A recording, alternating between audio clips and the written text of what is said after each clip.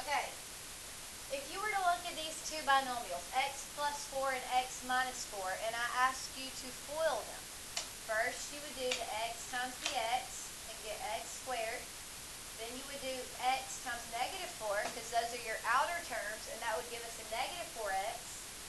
And then we would do our inner terms, and that would give us a positive 4x. And then we would do our last terms, and those multiplied to a negative 16. Once you have FOILed, you then have to combine like terms. Well, what's going to happen when we combine like terms? Right, because what happens in the middle? These two cancel each other out, because a negative 4x plus 4x is 0x, and you don't have to write 0x. Okay, now let's look at this one. 2x times 2x is 4x squared. 2x times negative 3 is negative 6x, and positive 3 times positive 2x is positive 6x. 3 times negative 3 is negative 9. What happens here? Right, the middles cancel out again. Okay, any idea why the outer and the inner term are canceling each other out? What do you notice about these two problems? They're the same except for the sign. The binomials are almost identical. The sign is the only thing that makes them different. X plus 4, x minus 4. 2x plus 3, 2x minus 3. Anytime you're dealing with two factors that everything is the same except for their signs are opposite, the middle's going to cancel out. Okay? Now, isn't there an understood 1 right here? Does anybody know what numbers like this are called? 1, 16, 4, and 9? Okay, I'll list some other ones. Other numbers that fit into this category are 16, 25, 36, 49, 64. Perfect squares. Okay? These type of problems are called a difference of two squares. Now, it's pretty obvious why they're called difference, because it's subtraction. And the reason they're called a difference of two squares is because this is a perfect square, this is a perfect square, this is a perfect square, this is a perfect square. So that's why they're called a difference of two squares, because you're subtracting two perfect squares. Now, what makes them perfect squares is because to get 1, don't you just have to do 1 times 1? And to get 16, don't you just do 4 times 4? Okay, to get x squared, don't you just do x times x? So the reason they're perfect squares is because they're obtained by multiplying something by itself. So like to get 4x squared, wouldn't you just do 2x times 2x? Okay, so now let's look at the problems today. They want you to look at this difference of two squares. Does everybody see why that's called a difference of two squares? We'll make it a little bit bigger. And they want you to factor it. Okay, you're going to factor it into two binomials, just like what we've been doing. Okay, but since it's a difference of two squares, we just learned that the signs have to be opposite. To get 16, what would have to go in the front of each one? 4. Now, to make it a 16n squared, what would have to go on each 4? N. And then to get that 9, what would have to go at the end? 3. And now, aren't those binomials almost the same thing with the exception of their signs? Okay, and so let me show you why this works. You don't have to write this part down. 4n times 4n is 16n squared. 4n times negative 3 is negative 12n. 3 times 4n is positive 12n. And 3 times negative 3 is negative 9. The negative 12n and positive 12n cancel, leaving you with what you started with. So that's how I know that those are the right factors. Because when I FOILed them back out, it took me right back to the question. Okay, so let's look at number 2. If they ask you to factor m squared minus 25, what would its two factors be? M plus 5 and m minus 5. Now, would it have been okay had we written the m minus 5 in the left binomial and the m plus 5 in the right? Yes, you can write them in any order. Okay, so now let's look at number 3. 4x squared minus 16.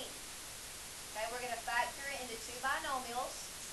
Since it's a difference of two squares, we know that one will be positive, one will be negative. Now all you have to think of is basically the square root of 4 is 2. Okay, the square root of x squared is x. The square root of 16 is 4. And then you're done. Okay, so what would the answer be for number 4? Right. Okay, I'm going to give you just a couple of minutes because these are pretty easy to finish 5 through 10. I'm not going to write them down. You're just going to tell me what you got. For number 5, factored 9x squared minus 1, what would it look like factored? I can hear it. Right, 3x plus 1, 3x minus 1. What about number 6? Right, x minus 9, x plus 9, or you can reverse the order. What about number 7? Right, 3x plus 9, 3x minus 9. Number 8? Right, number 9? Right, and number 10? Right. Okay, let me show you one other thing. We're used to dealing with trinomials that look like that, right? Where we add to get 7 and multiply to get 10. Well, look at this. Think of it this way. You have x squared and you have minus 81. Isn't the middle term missing?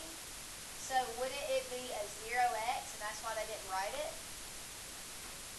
Okay, let me say that again. Normally, our trinomials look like this. And to factor it, we add to get 7, we multiply to get 10. Well, this is a binomial because this middle term was missing. It had the x squared and it had the constant. It was missing the x to the first term, and that's because it canceled out because it was 0. You can still look at this the same way. What two numbers add to 0 and multiply to negative 81? Negative 9 and positive 9. Because isn't negative 9 plus 9 0, and negative 9 times 9 is negative 81? Okay, now turn to the next page. Okay, on this page, we're no longer dealing with a difference of two squares. We have a sum of two squares. See how this time we still have two perfect squares because to get x squared, you do x times x, so it's a perfect square. To get 25, you do 5 times 5, so it's a perfect square. But this time we don't have a subtraction in the middle, we have an addition, so it's a sum of two squares. Any ideas how we would factor it? Okay, let's try it. Don't write it down because it's not right, but I'm going to show you why. Okay, so watch. Somebody suggested, since we're dealing with a sum, make them both positive. Well, let's see what happens. X times x, x squared. X times 5 is 5x. 5 times x is another 5x, and 5 times 5 is 25. Do those cancel out in the middle? No, they become 10x. Okay, we're looking for these to cancel out so that it'll look like this. Any other ideas? One positive, one negative? Okay, let's see if that works. X times x is x squared. X times negative 5 is negative 5x. 5 times x is positive 5x, so it's looking good so far because those are going to cancel. But 5 times negative 5 is not positive 25.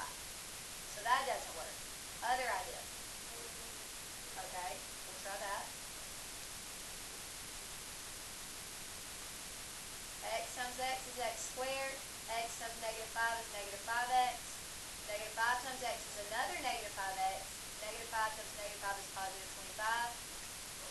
Those become negative 10. They don't cancel out.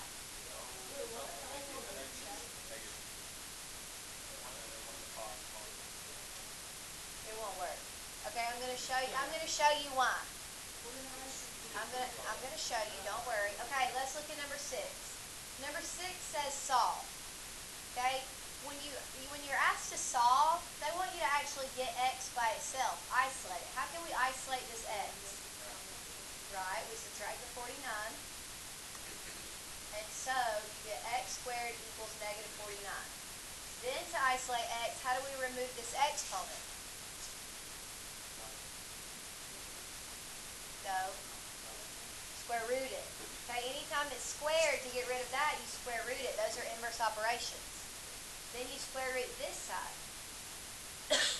Well, the square root of 49 is 7. But whenever it's negative, yep. Now, just like the warm-up today, anytime you're solving for x and you take the square root, you put a plus or minus. Let's talk about y. Okay, everybody look. If I take a positive 7i and I put it in the place of that x, and then I square it, and I add 49 to it, let's see what happens. What's 7 squared? What's I squared? Negative 1.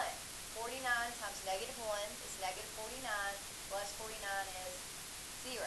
So when I put a positive 7i in for x, it worked. Let's see when I plug in negative 7i in. What's negative 7 squared? Positive 49 again, right? So see why both of them can work? Because when you square it, it turns it into a positive right away? Okay, so that's the problem over here. We're running into imaginary numbers. So you would start it just like the difference of two squares. Okay, we need an x in each one, a 5 in each one, and just like difference of two squares, we need 1 plus, 1 minus. But you have to put an I on each side. Okay, so with the difference of two squares, you don't have to worry about that. But when it's a sum, you're going to have complex numbers. Now, I'm about to show you how this works out. You don't have to write this part now, but I do need you to watch so that you'll understand. If I now FOIL these two binomials, x times x is x squared. X times negative 5i would be a negative 5xi. Just push it all together. Positive 5i times positive x is a positive 5xi. 5i times negative 5i is negative 25i squared. So look what happens in the middle. They cancel out.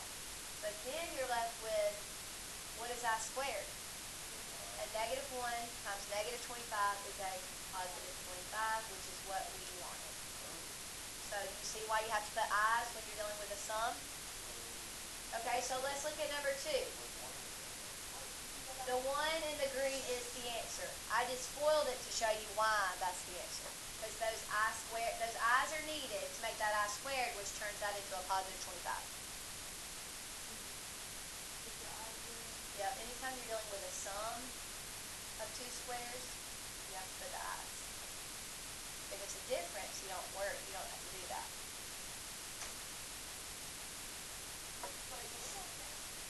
The green is the actual answer. The pink is just me showing why it's the answer.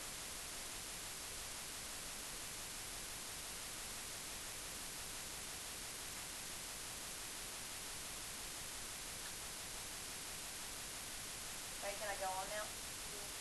Okay, so number 2. We have a sum of two squares. We know to get x squared, you have to do x times x. We know to get 36, you have to do 6 times 6. But if we made both of them positive, they wouldn't cancel out in the middle. They would make 12x in the middle. So you have to make one positive, one negative so that they'll cancel out. But to make this a positive 36 in the end, you have to put an I and an I, because that I squared is a negative 1, and it'll turn the negative 36 into a positive 36. Does that make sense? Okay, so now you try 3, 4, and 5. Number 3, what'd y'all get? X plus 9i, x minus 9i. Right. Number 4. Right. And number 5? X plus 11i, x minus 11i. Right. Okay, I'm going to do one more problem with you. Number 7. Shh. Guys, do you see the difference with the directions? Factor means just write the factors and you're done. Solve means you actually have to solve for x and get it by itself. Okay, so number 7, they want us to solve. So what would we do first? I know. So we get x squared equals negative 144. But when we get rid of this 2 by square rooting it, we see that we have a problem because you're not supposed to square a negative number. And so it becomes a plus or minus 12i. And remember, the whole reason it's plus or minus is because over here you had to have one of each. Okay, so now you need to do 8, 9, and 10. Once you finish, you need to be working on pages 3, 4, 5, 6, and 7. because that's what we've done so far, and all of that could be on the 10 square next week. So you need to make sure you have all problems on all of those pages done. If you've been doing what you should have, most of it should be done. But if you haven't been doing your work daily, you've got a lot of catching up to do. Okay, so 3 through 7 is what you need to work on and have all those problems done.